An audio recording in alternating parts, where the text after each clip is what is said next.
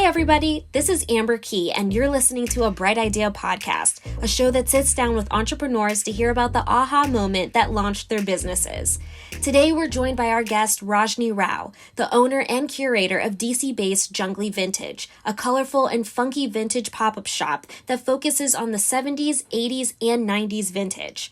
Although she's been thrifting for years, Rajni has owned this business for almost 3 years. Her racks of clothing are always filled with patterns, bold colors, and accessories that will make you smile. She draws equal parts inspiration from her Indian heritage as she does being a 90s baby who grew up watching The Fresh Prince of Bel-Air. Since her first pop-up shop on the sidewalk in front of the She Loves Me flower shop in the dead of winter, she's become a regular vendor at a number of vintage markets around DC and has even helped organize a few of her own. Rajni, thank you so much for joining us today. Oh, thank you for having me, Amber. I'm so looking forward to our conversation. How are you doing? I'm doing great. I really am. I'm feeling really good. It's my full-time job is being a math tutor, and this is kind of a fun time where we're kind of wrapping up the year, and then it's also just like prime vintage pop-up season. So I feel like my head's all over the place, but it's a good balance. That's awesome. And I had no idea that you were a math tutor. I fully expected you to say that Jungli Vintage was your full-time thing. I could appreciate that. So actually, Jungli is my second business. My first business is my math tutoring company that I've had for almost like 5 years now. Wow. And that is for sure one half of my passion. And Jungli got started because the pandemic happened and I was tutoring a bunch because a lot of parents are really concerned about how their kids were doing with math. Mhm. And so I was really busy with that and I needed a creative outlet Mhm. because when you've been talking about fractions for like 10 hours a day, you need something else to think about, I think, no matter how much you love math. And so it had always been like an exciting idea for me to try starting a vintage business, and a friend of mine gave me the push I needed, and that's like I've been balancing those two businesses ever since.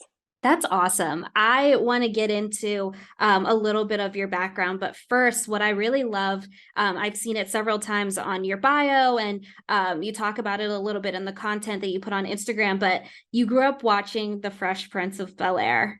Big time. That is so funny to me. I love The Fresh Prince of Bel-Air, and I'm curious, what parts of The Fresh Prince gave you the most inspiration, and what did that show mean to you? Oh my gosh, that's such a fun question. So I'm a younger sibling, and so I, like most younger siblings, I just watched whatever my brother watched. And so he was the controller of the remote, and so he loved The Fresh Prince, and so of course I wanted to do whatever my brother was doing. So it was kind of the time that we spent together watching TV. Usually secretly, we weren't supposed to be watching TV, but we'd watch it together. And I think the comedy of it and just like how they tackled serious issues with fun humorous bits, I think has always stuck with me. And then in addition, every character had such unique personal style. And I don't know if I thought about it as much when I was younger, but like later I thought like, oh, Aunt Viv is so iconic. Like Hillary's style is so her. Even Uncle Phil has his own style, you know, and it's 90s done differently. And I have taken a lot of inspiration in my curation from that.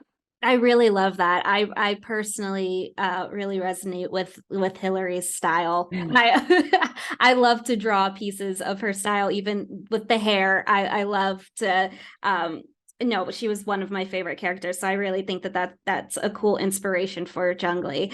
Um, I want to, you talked a little bit about your background, but if you could give us kind of like a little glimpse in like your childhood and how you grew up, and talk to us a little bit about, yeah, growing up and what sort of led you to starting thrifting. Yeah. I am so grateful for the childhood that I experienced.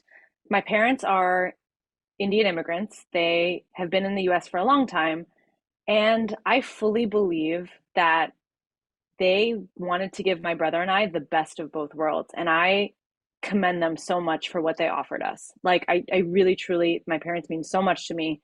And they did such a good job of like signing us up for like American things, right? Which I guess is so funny to say, but like we took, you know, soccer, I guess it's not soccer lessons, but like we were on soccer teams, right? Like we did piano lessons, like things that my parents did not grow up doing. And then they also took us to India every other year. They like saved up to be able to take us. And my mother dragged me to Indian singing lessons. Like, and she was like, you may not appreciate this now, but like you, this will connect you with your culture in a way that you don't realize. And she was so right about those things, like just always making me feel like I could claim both parts of my identity. How would your parents describe you growing up? Wild child. So actually that's the name of my shop is from what my mother used to call me. So Jungli is what your Indian mother calls you when you're badly behaved or when you don't brush your hair or when you eat with your left hand. That's like a big no-no in Indian culture. Because anyway. But yeah, so that's I definitely was like a very opinionated kid. My mom said that apparently I used to stand outside the preschool and just like ask people really invasive questions like, what religion are you? And like, what language do you? I was just like very into asking people whatever was on my mind and like being curious.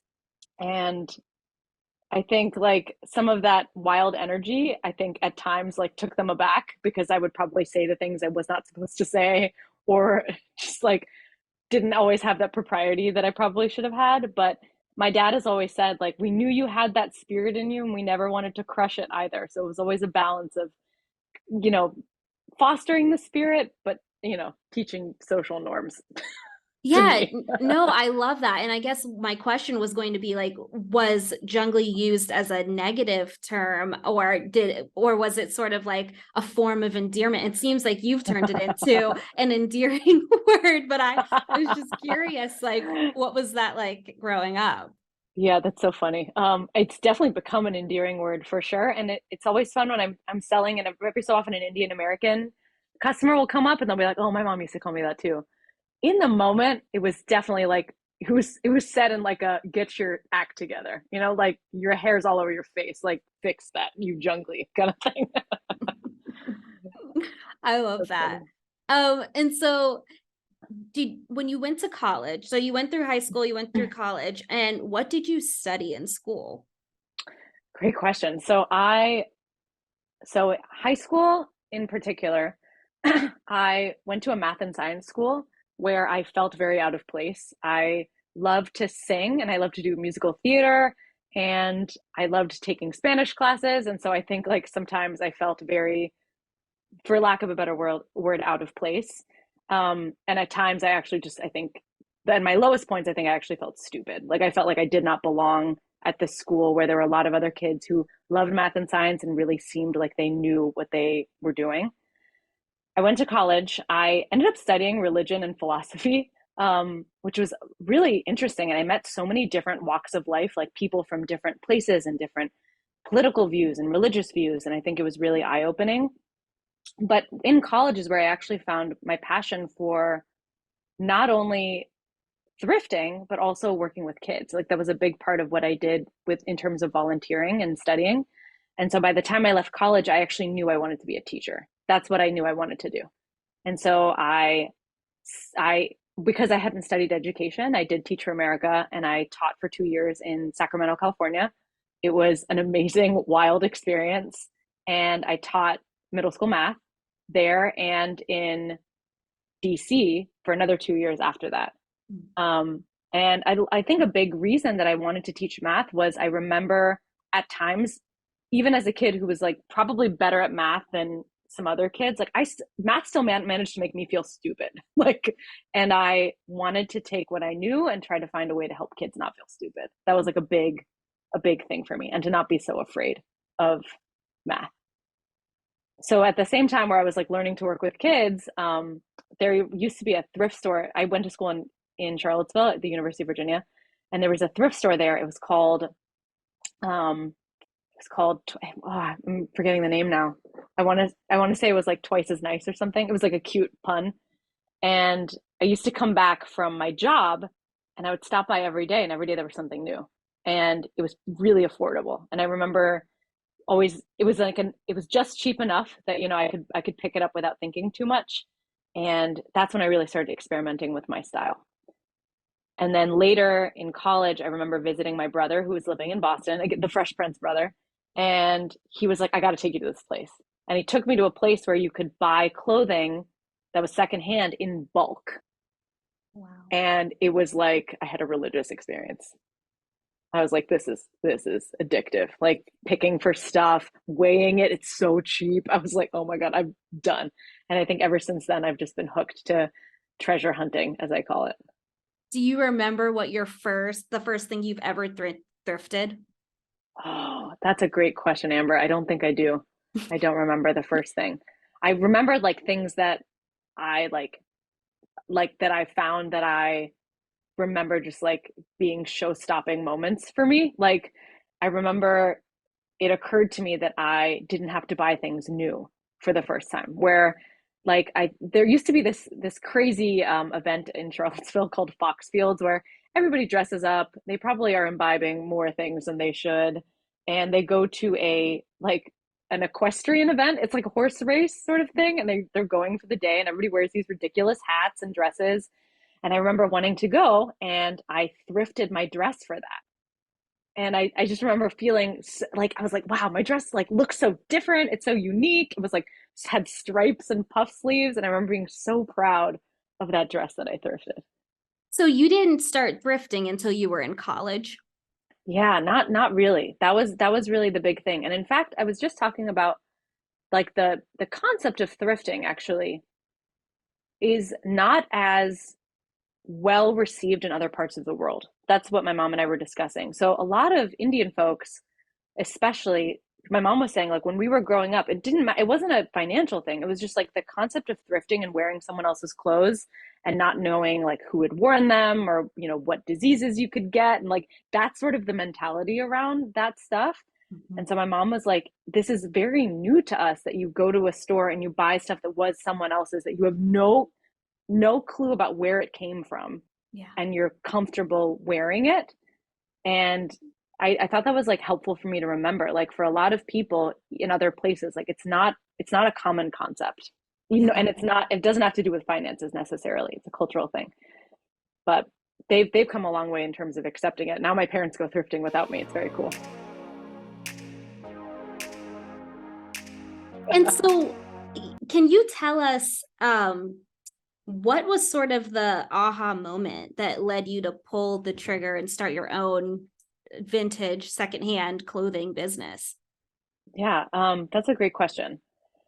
I have drawn a lot of inspiration from other vintage businesses out there. And so I think I'd been looking for a long time and always in admiration of other businesses. And like, wow, they have their own personal style. There's a way that they are curating vintage and secondhand pieces so that it's almost the same boutique experience of shopping new, but they still have that angle of sustainability, and they're still kind of able to blend those two things, the old and the new, so seamlessly. So that's always been an inspiration for me.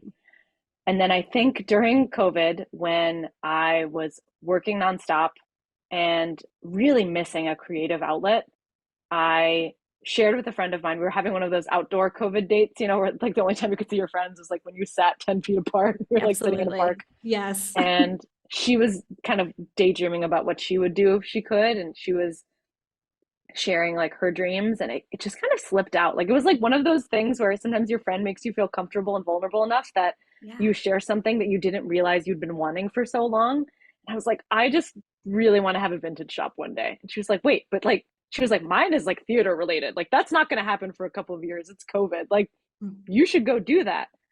And it sort of like went from there. She literally held my hand, my friend. Her name's Emma. She owns Lady Farmer, which is like a her own sustainable really cool business. So I'll Emma save and that. her mom, yeah, own Lady Farmer. And so she had already had a lot of experience with social media and like getting a business started in that way. And she was like, Rajni, it's not that hard. Like, I will teach you how to do Instagram. Okay. Cause I knew nothing. I knew zero. And so she held my hand and she was like, this is how you're going to take photos, and like really help me do that part. And I think sometimes when you have an idea and you want to start a business, if you just have that friend who can give you that nudge, who has that experience, it makes all the difference in the world. You would never know that you had no idea about Instagram because I actually found you on TikTok.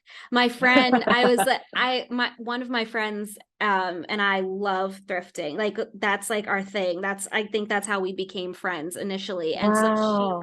she sent me a pop-up that you were having on TikTok and she was like there's a pop-up that's happening right around the corner from where you live. Like I live in DuPont and I watched it and you were like trying on all these outfits and I was like I'm going. Like I have to go. I don't care what I have planned this weekend. Like I'm going to that. And so your friend Emma is it should be applauded because she did if you're saying she held your hand through the whole process, she did her job, definitely. You're great. Oh, well, I had a lot of help. Like Yeah. if I could, I like there the number of people who have offered me advice and like literally their hours of time to help my business. Like I I am so deeply grateful for my village of people. My sister-in-law owns a boutique in Fredericksburg called Phosphine Studio, which is this incredible vintage and sustainable fashion shop. And she helped me learn an entire inventory system. I had no idea what I was doing. My friend Dina, who lives in Ohio and does thrifting online, she also helped me like lose my fear about doing social media also. Like, Yeah. yeah, I've just had a lot of help. It's been No, awesome. no, that's awesome. And we all know, for the listeners that are interested in entrepreneurship or starting their own business, it's bigger than just marketing yourself on social media. But can you take us through sort of the steps and the processes? Like you briefly just talked about inventory. Like what are the steps that would go into creating, Jungly Vintage? Yeah, I love this question. This is the stuff that I nerd out about all the time. I really love to share any mistakes that I've made. If I can save people the heartbreak, I really try to.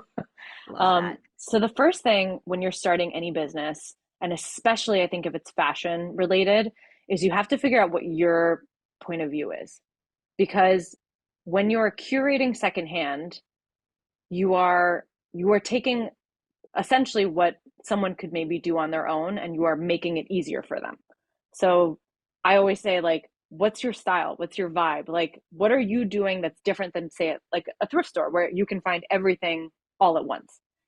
And once you have that, then you want to source and curate your pieces with that vision of your business in mind, which can be really tough, especially for a lot of people who own vintage businesses. They are like ace pro thrifters. And so a lot of people will say, like, I go to a thrift store and I can pick out every single silk piece, I can pick out every good quality piece. And so I always tell them the challenge is you might be able to pick that up, but that doesn't necessarily mean it's going to fit the aesthetic of your business. And that's what's tricky. Um, and so that's the first thing is like what's your point of view, what is your your product, so to speak. And then from there I think it's figuring out how to organize everything, which I think the more creative you are can be actually a really big challenge because if you have not worked retail or been in retail, I think it's such a foreign concept of like, okay, how do I keep track of what I'm bringing in because I'm just like picking up stuff wherever. And then how do I document how much it costs? And then I'm cleaning it. So like how am I also like putting that cost in there? And then what is the price that makes the most sense? And at the end of the day, was this a good choice of the kind of piece that someone would pick up? And so you're making all of those decisions and you have to document all of that along the way. So the cool thing that I'm learning is there's so many things or like so many online resources that are really solid for that kind of thing, and it can be tricky to figure out which resources are worth your money. And that's where I think talking to people who are more experienced than you can be really helpful. Where are you finding some of your pieces and how are you organizing in terms of like sizes and different Yes. all of those kind of nuances that you wouldn't even think about. Yeah, for sure. I find my pieces everywhere. I think that I'm so glad that this is something I love to do and this is a passion because when I tell people I am looking for pieces all the time, like I truly am either on the road driving places looking for stuff like almost 3 or 4 times a week. And then I am like online sourcing stuff as well, like all the time. I think the way that people scroll on Instagram, like I will scroll on eBay and every other secondhand platform I can find to again, try to find pieces that fit what I would have like an ideal wardrobe, or rather, pieces that would fit into what my mind would be like the perfect vintage wardrobe. Yeah. So I think now that I have the key of like, okay, what would I want? The first step is I always try to find it in person. It's just fun to source in person, and also you can like inspect the flaws and make sure you're getting like the best, I don't know, the whole context of the piece. But sometimes I'm like, I think I know what I want and I think it exists out in the world, and I will look for it online until I find it. How, Um Obsessively. how far are you traveling to find some of your unique pieces? Oh, good question. So I try to pair it with whenever we're out of town. So if we are, for example, I have two really good friends who live in Ohio. And for anybody who wants to know, Ohio is like the land of vintage. It is like if you want to find great vintage, like that state should be number one on your list. Good to So know. yeah, so we went to visit our friend, and then they know, they're like, great, we're just gonna leave Rajni for 5 hours. She's gonna go find stuff. We'll join her whenever we want, but we'll leave, we don't want to stay for the whole 5 hour shabam. And Yeah. then, I'll meet them up for dinner or something after. Yeah. So I'll try to So tighten. I love that you said that Ohio is a great place for vintage. I grew up in Pittsburgh, which is also a really awesome place for Ooh, vintage as well. And same with Richmond. And I find that like what all of those places kind of have in common are they're like they're they're smaller towns, and they're also, well, Ohio's a state, but there's several smaller towns in understood, Ohio. Yes. understood. And also there's like this kind of like gritty, like hipster background in all of those places. I find that DC is very hard to find vintage clothing. And I don't know if that has been the case for you. But if you could speak to that, if that has Yeah, been your experience. absolutely. It has been really challenging. And there's a few reasons for that, like the first is they're just, I mean, these are just facts. There just aren't that many thrift stores in the DC, like in DC as a city. I think I can name them on my hands.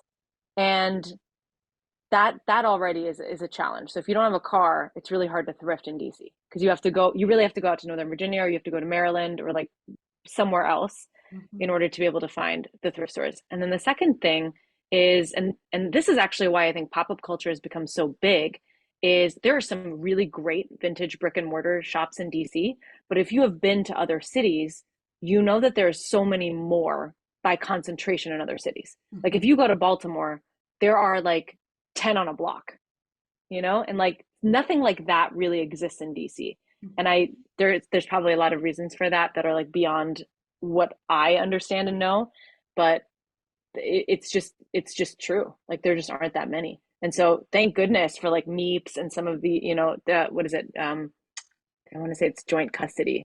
Mhm. I'm gonna joint custody. Like some of these people have been holding it down, and they are the brick and mortar like heart and soul of DC. And like thank goodness for them. I think we all are just itching for more. I wish we had what Baltimore has sometimes, or even like Richmond for that matter. I mean, Richmond is one of my favorite places for vintage shopping for Yeah. sure. Yeah, I Um, lived in Richmond for 3 years and I only thrifted. Like that's all. That's yes, all I it's did. incredible, and every vintage shop is so different and has like such unique point of view while still being pretty affordable. It's amazing. Yes. Yes, Yes. absolutely. I want to switch gears a little bit, talking about growing and scaling your business. So, where did you find the funding for Jungli Vintage? And how are you growing your funding in order to sustain Jungli Vintage? Yeah, that's a great question. So, actually, because I was very fortunate because this was my second business, that I started it as a hobby. And so, I think my advice to people who are starting a business, it actually doesn't matter how much money you set aside to start, but set aside money that you're okay saying bye to, is what I say. Call it like your little, I was told I should not use the word honeypot, but maybe you can tell me. But I was like, I'm basically, fine you with that. have your you have your, like, you set aside your starting funds, whatever it is. I tell people it could be $50, it could be $200, it could be $1,000, whatever you feel comfortable with. And that's how much money you start your business with. And then every time you make money, you put it back into the business. Do not put it back into your personal account. It goes back into the business. And then over time, as you expand and do more events, as you get your name out there and people know that you exist, you now have more money to pull from, and you can decide how to use your money differently. Maybe now you have enough money where you can get custom bags, or you can get, swag or stickers, or grow your inventory, whatever it is, but you have choices and you don't have to feel guilty about using that money, because that money started in the honey pot to begin with. It's not your personal money that comes out of it. That's my advice to anybody who's starting a side business. I really love that advice. And that's something that, and a piece of advice that I haven't heard before when we talk about like finances or financial literacy, which is a whole different topic. But especially for side hustles, it's very easy to kind of lump all of your money into your personal money, and then and you lose track of it that way, to be honest. And so I really think that's a great piece of advice. You talked about this a little bit, and I'm so glad that you did, because when I was thinking about questions to ask you, I was like, I really want to know her take on this. So I'm just going to go through some statistics real quick. Yeah. So thrifting in the past, as you mentioned, was known for being inexpensive for people, or sometimes it was, that was all people could afford, was to go buy secondhand clothing. But it's really grown in popularity. And so we've seen an increase. What used to be, as you mentioned, shopping in Richmond and in Ohio and some of these other places that have like so many thrift stores, it used to be affordable. And now as we see this popularity in vintage clothing and buying secondhand, we're seeing the prices increase. How do you decide how to price your clothing, and also making the clothes so accessible for all people and all budgets? Yeah, that's such a good question. And it's tricky because there are a lot of it's tricky. There's a lot of angles to that what I guess I would say conflict, right? There is a conflict, which is, how do you keep thrifting accessible for everybody who needs it? And also, how do we keep encouraging people to want to continue shopping sustainably and make it cool, right? Because like that's the other part. Like, I was talking with my mother-in-law, and she was like, it was not cool to thrift back in the day. She's like, of course we did it out of necessity, but like, you didn't advertise that your dress was someone else's. Like, there was shame associated with it. And so what's tricky is, because there's all these shops coming out that are, showcasing like, look at this secondhand item that is cool. You are going to pay for the coolness. That's part of it, right? And so, yeah, I mean, you've got me thinking. So there's a few things. I think, personally, I try to do it all. So I thrift most of my wardrobe. Like, almost everything I wear is secondhand.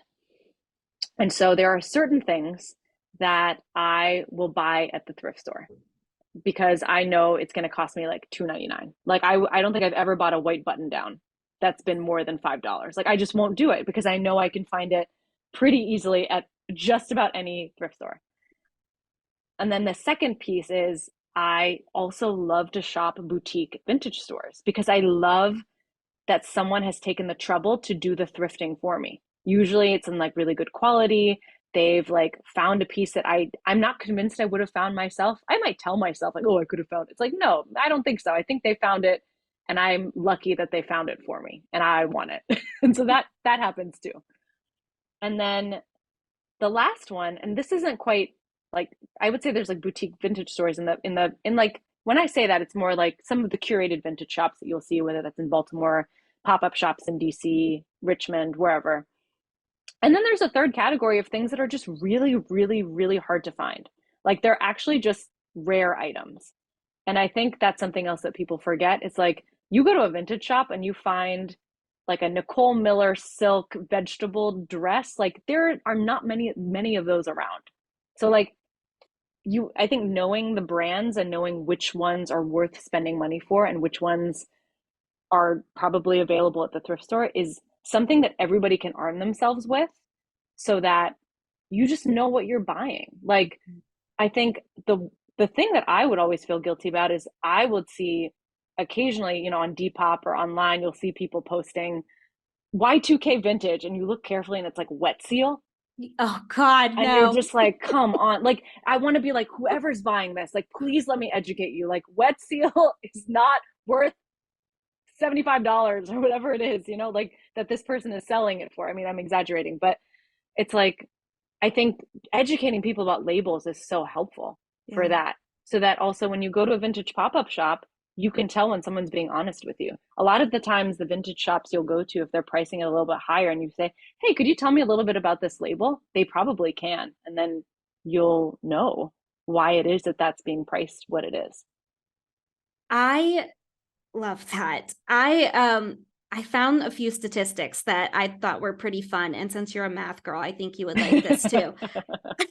So in my research, according to Bloomberg Technology, the secondhand market is projected to double in the next 5 years, reaching $77 billion. And 33 million people bought secondhand apparel for the first time in 2020, which I think is like, I thought that was kind of absurd. That's Because surprising. they were missing out. They were missing out prior to Yes. 2020. Welcome. We're happy to have you. We are happy to have you. I'm curious, do you think that this is just a trend? And also, my next question is, why do you think so many people are interested in thrifting now? Yeah, that's such a good question. It is interesting to me that it's taken on such a life, the of like secondhand shopping. And I'm so happy about that. I am hopeful that people are just shopping more intentionally, whether that is secondhand or when they purchase new stuff, thinking about what's going to happen to it. Um, I am curious about a couple of things. The first is I do think more than ever when I talk to folks who are younger, I'm 31, right? I'm 31. Yeah, okay. It's at the age where I'm just kind of lost track. Okay. So like somewhere in there. But when I talk to folks who are younger, they are so environmentally conscious, and they just care so much about larger causes other than themselves. And I think it's something I really admire about Gen Z. And I think for that reason, secondhand shopping is so in line with a lot of the principles and values that I see that age group demonstrating, which I think is so cool. And then in addition, this is like less principled maybe, but I think there is just fatigue around feeling like you have to keep up all the time, of keeping up with trends, because the trend cycle is changing so often. Like it's just insane, especially with social media. Like every month there's like new trends to keep up with. And so I think with that exhaustion, and I'm not the first person to have come up with this opinion, it's just something that resonated with me. I think people are tired of having to keep up. And so that has led to people really investing in their personal style. And thrifting is such an economic way to do that. And also just, it's nice to not own the same thing as everybody else. Like, I think it feels really good to have a dress and someone's like, where'd you get that? And you're like, who knows? Belonged to someone's grandma, don't know. But like, it's you, and you feel like it's just yours. And that is sorely lacking, I think, when so much fashion is mass produced. You kind of lose that identity piece. Do you think that this is just a trend, or do you think that secondhand clothing is here to stay? I think it's here to stay. What I'm really curious about, because we haven't seen a sudden stop in production of new pieces. So I do think what might change over time is just more donation programs, or just fashion that incorporates, fabrics and textiles that were previously loved. And then I just think we're going to continue to see a big push from consumers to say, hey, we really, really want pieces that are high quality and might last multiple generations. Like, wouldn't that be nice? I'm curious if that push is going to continue. Fashion has a huge waste problem. Like this is something else that I was reading, and this could be higher, but over 75% of our unused clothing ends up in landfills. So while secondhand clothing is growing in popularity, so is fast fashion, to your point, from sites like Shein, where you can have like millions of items to choose from and it's delivered at your house in 5 days. And these items are some of the most detrimental to our environment. Can you talk to us about how good resale is for the environment and how Jungli Vintage gives clothing a second life? Yeah, for sure. I it is so wonderful to shop secondhand for that reason, because a lot of the fabrics that are being used just will not get reworn the same way. They pill a lot faster, they get torn up a lot faster. I'm no expert in this field, but I've heard some of those same statistics that you were sharing.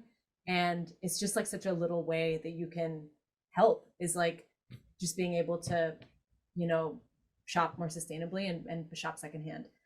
The thought that comes to mind for me sometimes, and this is something that I really focus on, I think it's really tricky sometimes, the balance of fast fashion. I am not one to, how do I put this?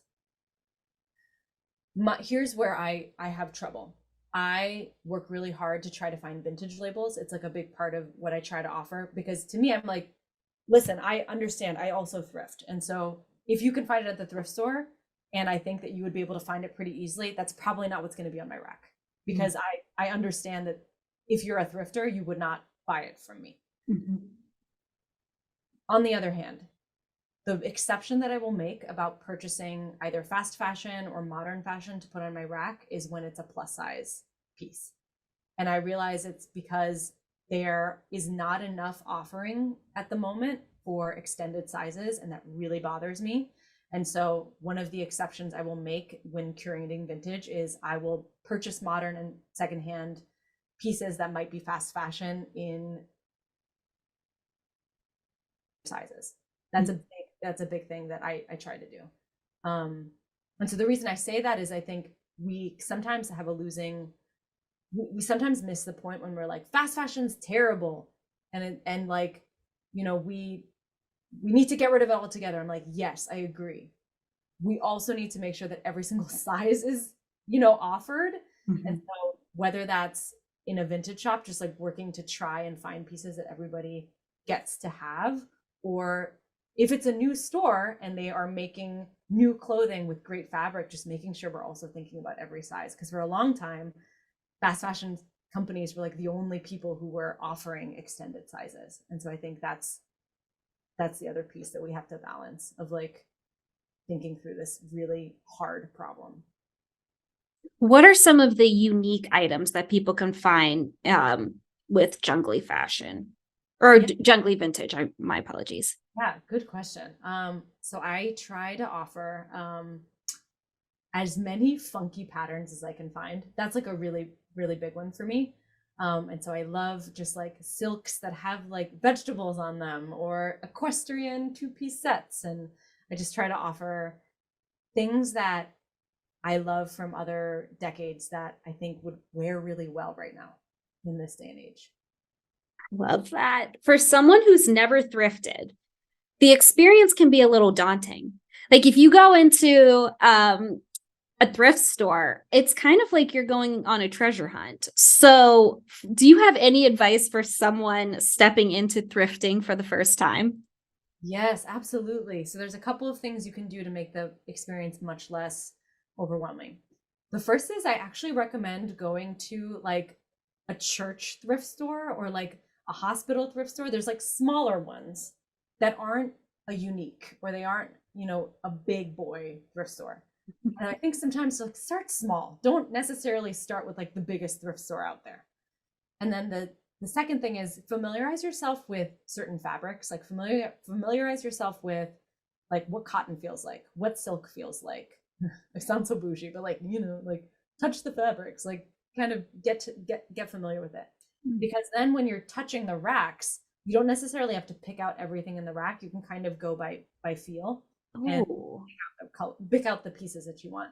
Similarly, focus on the colors that you actually like to wear. And the same thing, only pull out the stuff that's kind of in that category. Wow. I've been thrifting my whole life and I've never thought of that. Like feeling things before. I just like go for the colors. That's so cool. But No, I color, love that. that's helpful, because you know Yeah. what you like to wear, and then you maybe for me it's like there's certain colors that I don't wear, so I won't pull those out. Hmm. Yeah.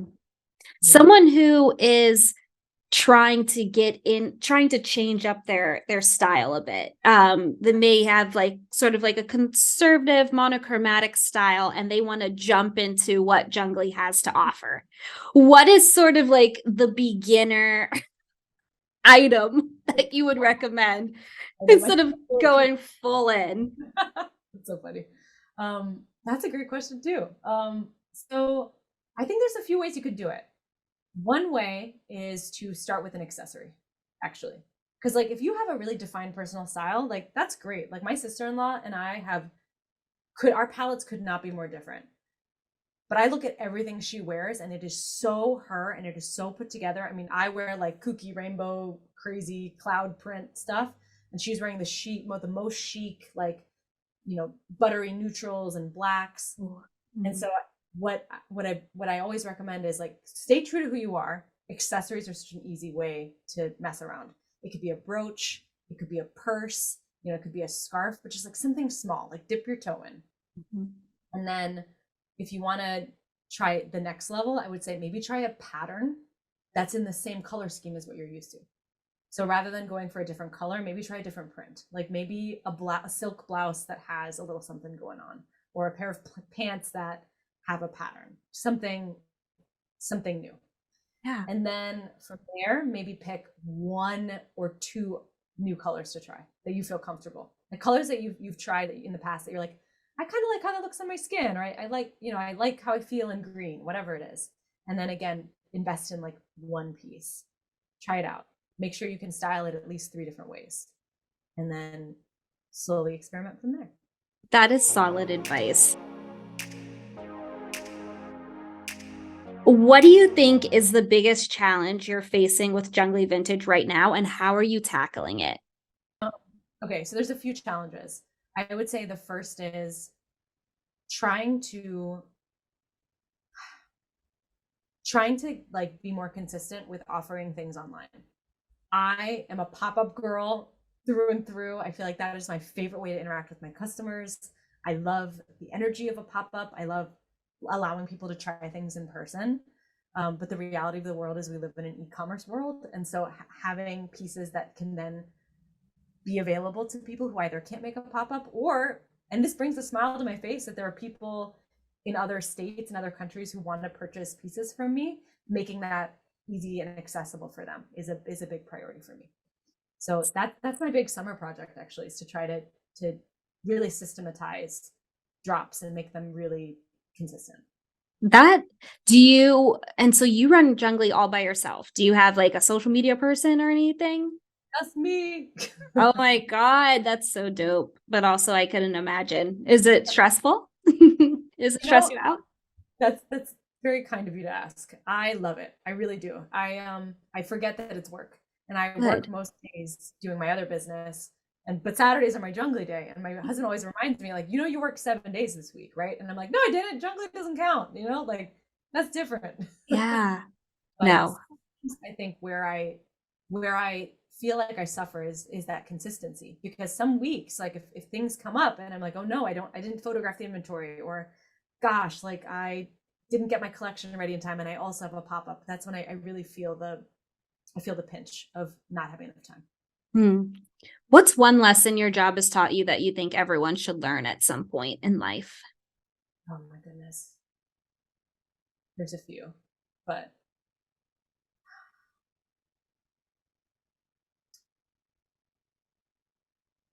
I would say get advice from everybody. Like start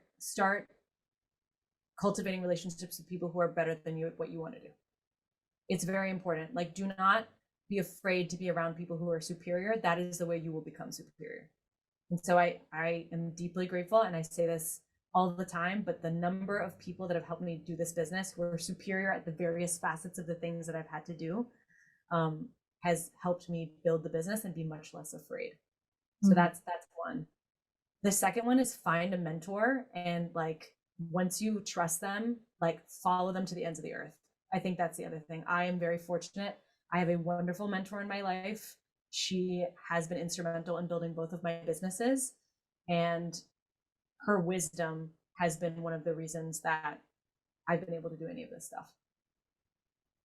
I love that. I just got chills because I really do think that it's so easy. I feel like, especially on social media, to like we compare ourselves to other business owners. We compare ourselves, and just like in everyday life, and like it just seems that like everyone needs to have like some sort of ego. And so I feel like taking a step back and like having some humility and going to other people who are experts in something that you're trying to get to is so important, and it just helps your business grow even further in that way. It really does. Like my mentor, her name's Christeline Petropoulos. It's the coolest, Greekiest name. Love it. She's also my voice teacher, so I take voice lessons. That's like what I do for fun. I love that. And I remember when I first started doing Jungli stuff, I told you I was Instagram illiterate. Like I knew nothing about Instagram. And I definitely was very self-conscious about taking photos of myself. That's changed a lot because I've had to over, record yourself 7 million times. Eventually you don't hate it anymore, or at least you tolerate it. And I remember I took all these photos and I was like I was feeling myself. I was like, yeah, model Totally. face. Yes. My friends are like, oh my God, you look so good. I'm like, yeah, I look so good. And I showed her my photos. She was the only one who had the courage to say, Raj, you look really angry in those photos. I'm not sure you're communicating that you like your clothes. And I remember initially feeling I was a little crushed because I was like, well, I worked on these photos. And I realized after I took a hard look at the photos that I showed her, and she was totally right. She was 100% right. And I realized, like, again, if you don't have someone who's willing to take the risk to give you good advice, you're always going to be stuck. And so you have to find a few people that you trust, that you're willing to take that feedback from and take it so that you can grow faster and get better faster. It's very important. You are over here dropping gems. I think our listeners are really going to enjoy this episode because I think that you're really you're talking about some really real things, and it's very inspirational. So I really thank you for this. Oh, my pleasure. No, this is awesome. Before I let you go, though, I want to do a rapid fire with you, if that is okay. This is my favorite part of the episode. Okay. So what is your favorite thrifted piece you've ever purchased? Oh, okay. There's like 5 that just flashed before my eyes. Come on, Raj. Rapid fire. You're really bad at rapid fire. You can name all 5. That's okay. Okay, thank you. One of them is, there was a black Nicole Miller silk blazer, and it had vegetables all over it. What? So I sold that one. I miss her sometimes. The second piece would probably be, actually, I think I have it. It's a puffer jacket by Escada, and it has like Greek goddesses all over it, but it's like a winter puffer jacket. So I love that one. As I would keep it. Oh my God. And let's see, third one. This is a recent favorite. I went to Paris with 2 girlfriends. Speaking of, that's the farthest I've been for thrifting, is I went to Paris and I packed an extra suitcase so I could bring stuff back. Oh my God, that's amazing. Did you go to a thrift store? You went to thrift stores out there? Yeah. So I collected some stuff. That was awesome. Jealous. And I finally got myself a 70s, like an authentic 70s jumpsuit that is like a psychedelic print all over it. And I've been dreaming of this piece. I finally got myself that piece. That's my favorite thrifted piece. Okay. I love that. What is a secret tip that you just found out that business owners need to get hip to? Oh, what a good question. This is so silly, but even if it's your passion project, even if it's a side hustle, get a separate credit card. Just do it. It's going to make all of your accounting easier. Like, it doesn't have to be that complicated. It doesn't have to be like a big like inventory, blah, blah, blah. Like, if you're making earrings and you buy clay all the time, just put the clay on one credit card, and that is your business card. And at the end of the year, when it's tax time, you will thank yourself for it. Totally. What is something people should always buy secondhand? White button downs. What is something people should never buy secondhand? Underwear. Well, oh my God. Say, even that Can I take it back? Like lingerie is fine. I just mean like, I don't know if I would buy like underwear. Is lingerie the same thing as underwear? Maybe. Can I change my answer? Let's see. Yeah, you can say anything. I would never buy underwear personally. I don't know if I would either. Actually, I'm gonna stick with my answer. I feel like when I say lingerie, like I think like camisoles and like, you know, Oh like yeah, pajamas. yeah. Mm-hmm. I don't know. I think underwear, it's like, listen, it's like a $5 3-pack. Like just do it. Just buy it. Yeah, It's okay. just Okay. just go to Target. Fast fashion can take our money for underwear, I think. I agree. What is an item of clothing everyone should have in their closet right now? A pair of shorts that you love. Shorts? Shorts or a pair of like loose pants. Ooh. Something that you can put on this summer where you don't have to think twice. Just Yes. put it on. Yeah. And you feel good no matter what. Yeah. Solid. If you could write a book, what would it be about and why? It would probably be a book about probably starting a business and how to balance like a small business. That's probably what I would write a book about. No, totally, because like the amount of gems you've dropped in the last 10 minutes just about like starting in the process, like I would buy that book tomorrow. So yeah, I think that's your next business actually. Very sweet. And what has been your favorite trend this year? Oh, I love that. My favorite trend. I am obsessed with ballerinas. I really am. I've always like I'm not a dancer. Well, I never took dance lessons. I've loved dance, but I've always just been obsessed with like the ballet aesthetic. And so when ballet core became a thing with like sheer and tulle and like ballet flats, I'm here for it. Ah, I love that. I love that ballet flats are making a comeback too. I think they're super sweet. They always will be. Yeah, they're just comfortable. And I spent so many years in corporate America walking in those heels, throwing out my back. So I'm glad. I'm glad that we've made a change. So this is super corny, but my last name is Key. So we have key takeaways, which is a segment on this show. Cute. What is some advice that you'd give someone wanting to start a vintage clothing business? Such a good question. Like what is your personal style, or what is the point of your shop? Is it that you love bold colors? Is it that you love patterns? Is it you just want it to be affordable? It doesn't matter, but make sure you have that point of view really clear. And then number two, I get this question a lot, and actually every time I get it, I really go out of my way to make sure I give that person time, either in the form of an email or sometimes it's a phone call. But I get a lot of questions about like, how do I get started with actually like selling stuff? Like I have all the inventory, I like am ready to go, I have an Instagram, now what? And I think that's where you have to get really comfortable with people saying no, and just start reaching out to businesses. Like start reaching out to businesses and saying, hey, like I have this shop, I really love your shop, can I rent your sidewalk for the day? And then reach out to businesses that you admire that are complementary. I think that's key. So like find other vintage owners that have maybe a different style than you, but similar products that would be willing to pop up with you. And then you have a little tribe, and then you can pop up together. I mean, those are the two things that I did that I think have paid off so well. Like my first pop-up, I messaged Holly, who owns She Loves Me, like one of my favorite flower shops in DC. And I just said, hey, can I rent out your sidewalk? And she was like, hey, I'm having an anniversary party at my shop. Sure. And it was like the middle of February, and I just popped up, and that was like, it kind of like got it started. And then my second pop-up was with James and Caitlin, who own a plant shop called Planter, and they had started like a little pop-up sort of thing in the middle of COVID to help people shop when they couldn't go into stores. Mm-hmm. Myself and like 5 other vendors have ever since been very close, and we all pop up together. We kind of started this little pop-up family that we lean on.